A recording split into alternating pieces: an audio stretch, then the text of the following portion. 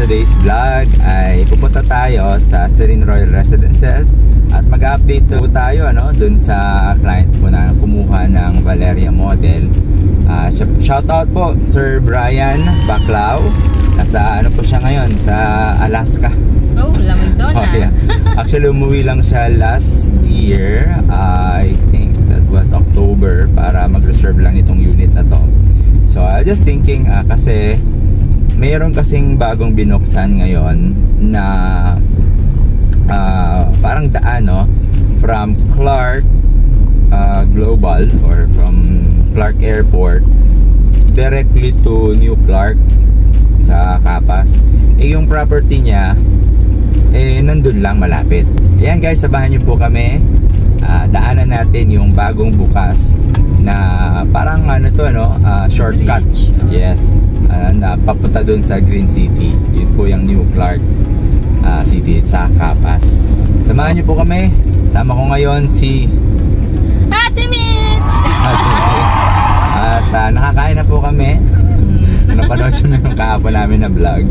So ayan, kung gusto nyo naman na property malapit sa Clark Airport, meron din kaming i-recommend sa inyo. Yun po, panoorin nyo po yung last natin na vlog, just yun sa Hamana Homes. So guys, bago po natin umpisahan yung ating virtual tour, kung hindi ka pa nakapag-subscribe sa ating YouTube channel Kasanting, please do like and subscribe to YouTube channel kasi muna mga ganitong mga videos at download ka na rin ng ating ebook natin sa Avoid Mistake sa mga first time home buyers. So ito po siya, punta ka lang sa Kasanting website. Ayan, madadownload mo na. We made it for you guys, so I hope you like it and enjoy. Without further ado, let's go!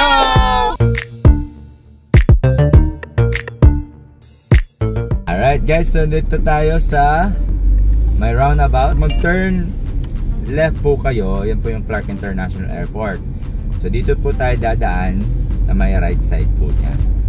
Ayan, dire-diretsuhin po natin ito. Ito po yung bagong well existed na to, itong dadaanan natin. Pero yung unahan nito, yung tulay na kulay orange, yun po yung bago ngayon.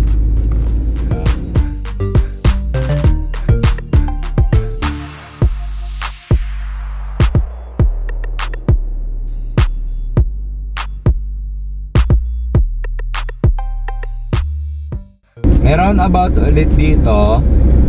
If you turn right, going to na po yan, NLEX and SFX. Then diretso po yan papuntang Baguio.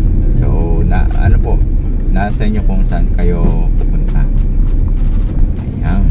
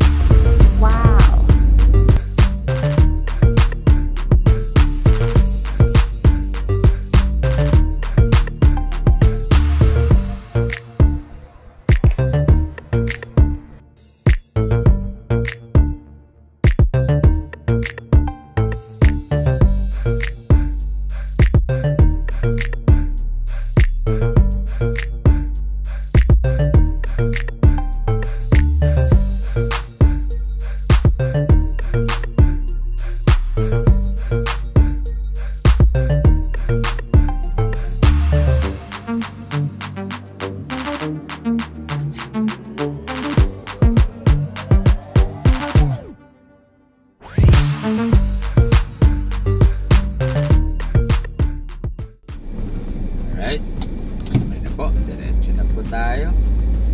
Medyo strict may sila. mga strict sila. Pero kung lang naman, carry lang. Pwede naman tayo makapasyal. Pwede po kayo pumasyal, confirm. Login lang po tayo. Kanina may mga bus. Ang daming ganap dito. Oo, may mga na talaga ngayon. Active na talaga siya.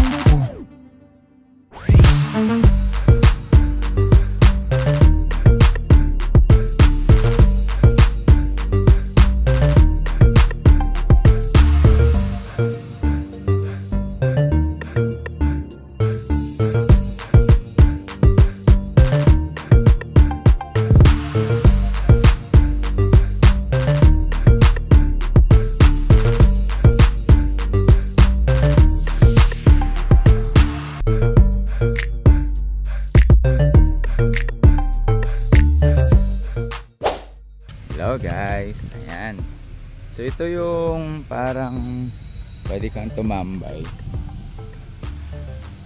Ayan o. Pamakyat dyan.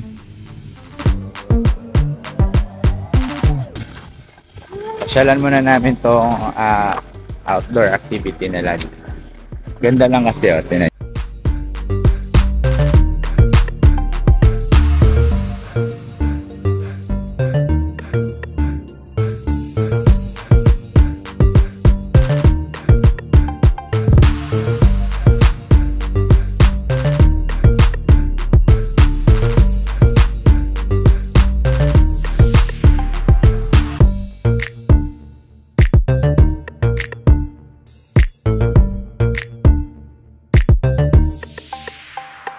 Guys, tapos na kami mag-walking.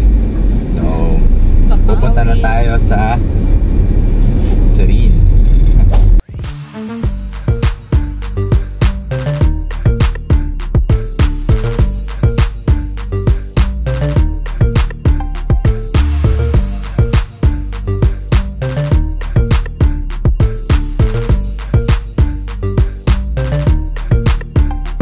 Surprise ako, nagawa na pala yung isa sa mga unit ng client natin, si Ermi Mayo. Yung husband niya is a seafarer. Ayan, hello sir, shout out. Sana mapanood niyo po itong video na to. I'm so happy na tapos na ito, no? And they're working for the financing na. So tara, pasyalan po natin sa loob at para makita na rin natin kung ano yung turnover, yung actual turnover. Ang ganda po nitong Serene, guys. Di lang sa location, pati na rin sa build ng bahay. Ito po yung Valeria model. Ito naman po yung best selling unit nila dito. So mayroon mga Verbena, may Vera model sila. But this Valeria model is the one po na best selling nila. And you know why? Because ito po. So meron siyang carport dito. Ayan. Then naka-attach na rin yung mga pictures niya. So guys. Ayan. Alright, sa client po natin, shout out again, Ma'am Ermi and Mayo family. So may naka-abang na rin na outlet, then the switch para po sa ating mga bulb. Dito po sa side, ito po yung kanilang dirty kitchen at meron sila ditong 4 quarters room. Ayan. Sa quarters room nila, pwede po diyan yung storage, yan, or maid's room, yan. Then meron siyang sarili niyang toilet. Ito po yung toilet. Ayan guys, so sa quarters po ito, ano, so tama-tama lang. Then dito sa labas, may mga, sensya na po, medyo tapos lang nitong tapos ng construction. But makita nyo naman, mayroon na siyang lababo, may sink na rin, then ito may saksakan, pwede dito yung laundry or yung washing. Yes. Then dito na side po, pwede po tayong mag-locate po dito, magkasinta. Mas maganda kung yung may diretso pa rin yung hangin, ano? So depende na sa kapitbahay nyo kung paano nyo mag-usap. And dito guys, meron din tayong space for garden, no? Dahil sa kabila, marami silang mga tanim. Pwede nyo rin po siyang ayusin. So dito naman, right? So ito po yung lanay natin. So pwede po kayo ditong tumambay. So dito guys, mag-aasinta po kayo dito, ano? Kasi ito sa property po nung kapitbahay nyo. Pero itong space na to, pwede nyo pa, pwede nyo pa-extend. Siguro office area nyo, pwede dito. Or dirty kitchen. So depende na rin po sa inyo. Kasi yung bahay na to guys, is a single detached model. So bihira ka lang makakita ng mga detached houses. So meron silang stepping, paakyat. So yan po sa mga gusto ko rin, kasi para hindi makapasok agad yung alikabok. Then, so tingnan nyo po. Yan. Ito yung tiles natin na cladding bricks, no? So maganda siya at less maintenance pag mga ganito. Hindi ka na puro pintura na pintura, ha? Alright guys, dito tayo sa loob. Ayan. Kung ano po nakikita po ninyo, ito na po yung actual turnover. So, meron tayo 60 by 60 na tiles. So, dito usually yung dining area, no? Ito yung living area. And ito naman yung TV. So, pwede po kayong, so nag-iisip po kayo siguro kung ano po yung gagawin nyo sa nilalagay ng TV, no? Meron akong client na nakakuha ng ganitong unit. Ginawa nila, naglagay sila ng wall dito. Yung mga nauuso ngayon, PVC. Tapos nilagyan na dito yung TV. Tapos dito, meron pa siyang storage. So, nakuha niyo po yung idea. So, yun. Then ito, ginawa nila yung parang shelving. Yan. Ang maganda po dito, sa kusina nila, yung lababo, ayan po, parang na siya, quartz, no? Kasama na rin po itong mga hand cabinet nila dito. Tapos yung sink. Ito na rin yung base cabinet, kasama na rin po yan. Tapos dito sa side, meron po silang powder room or yung toilet. So, floor to ceiling na rin po yung kanilang tiles. Maganda po yung ginamit nila na tiles dito. Yan. So, wala na po tayong ilaw. Okay? So, sa taas naman, ito po ay bakal, wood plank. Yan. And then, buhos po yung second floor. Pwede kayo maglagay dyan ng chandelier. Yan. Dito. So, nahin muna natin. Ito yung hallway. Isang po. Yan. Dipa. Ito naman yung common na balcony. Pwede ka maglagay ng dito, yung upuan, chill, di ba? So, yan yung makagandahan po dito sa unit natin. Ngayon naman, dito tayo sa first bedroom. First bedroom natin, pwede yung cabinet dito, yung single bed dito. Yan. Tapos, yung flooring niya, tiles na siya na wood. No? Wood design. Then, dito naman yung common toilet and bath. Maganda na rin yung finishing nito kasi floor to ceiling na rin yung tiles. Tapos raindrops na rin yung kanyang shower. Ayan. So guys, kung naghahanap ka ng property na malapit sa New Clark, ito po yun. Ito naman, space natin, second bedroom. Look at that. Big na rin po ito. Ayan. So,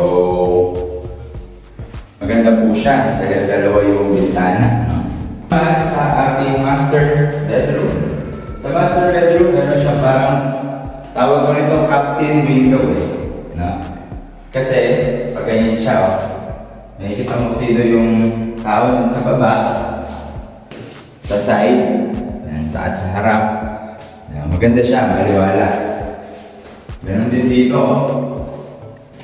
Ayan, ganon din dito. Pag ganyan din siya. So yung mga modern design ng house. Dahil siya sa ng toilet, diba? Siyempre. Ayan. Saka yung toilet natin, hindi siya basta toilet, malaki siya. Ito. Ayan. Then, raindrops din yung natin. Okay, guys, so dito sa Serene Royal Residences, meron silang financing available, So, pwede kayong mag-in-house and bank financing. Pero mabilis po yung po nila, bank financing. Mataas po yung appraisal ng mga model unit natin dito. Si Serene, si Valeria model, lalo na itong kung saan tayo ngayon.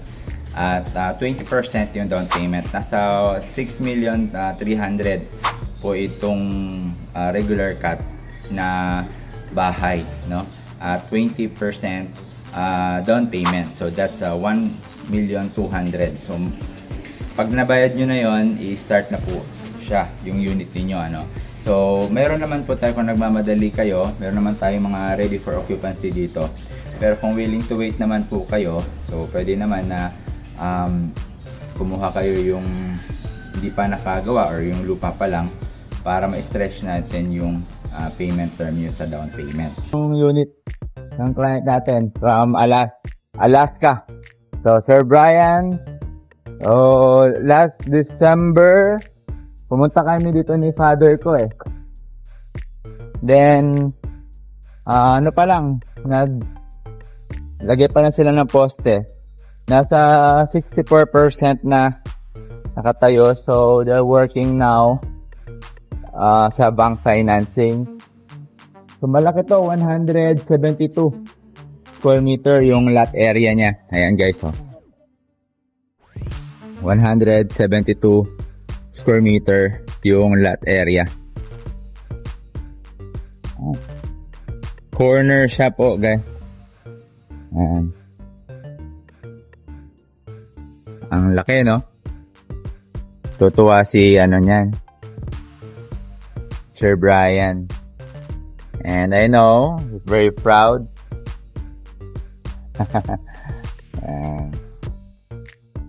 Congratulations po.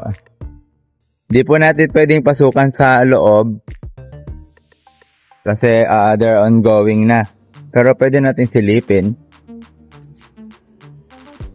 yung pagkagawa ng unit. Ayan guys. High ceiling siya. Tapos steel deck yung sa taas. Ayan. Ginagawa yung hagdan. Sorry po sa ingay. And then ginagawa na rin yung kanilang clubhouse dito. May basketball court na rin. Then meron din ditong mini swimming pool eh. Ayan. Oh, malapit pala siya ha. Yes, malapit siya. Ano lang, tapat lang. Tapat lang, ganda oh. Dahil lang yung distance. Yeah. Yung terrace niya, overview na yun ito. Guys, so maraming salamat sa panonood. Alam ko medyo mahaba po itong video natin. But then again, I'm so excited na mi-meet yung ating client. Ayan, at nandito tayo ngayon sa unit niya, si Mayo Family. Ayan, hello Ma'am Ermi. And yung si client natin from Alaska, tuwang-tuwa ngayon yon at magsisipag ngayon yun sa trabaho kasi nakita na niya yung kanya, yes, yung kanyang update. And I know how yung money niya, yung hard-earned money niya. Imagine nyo guys ha, bumalik lang dito sa Pilipinas para kumuha po ng bahay. So, for more details, tripping and reservation, pwede akong tawagan sa number ko, 0920-153-8449. Muli, ako nga pala si Kuya George. Ate Mitch. Yung sabing, dream home you deserve. Viva your trust! See you and God bless.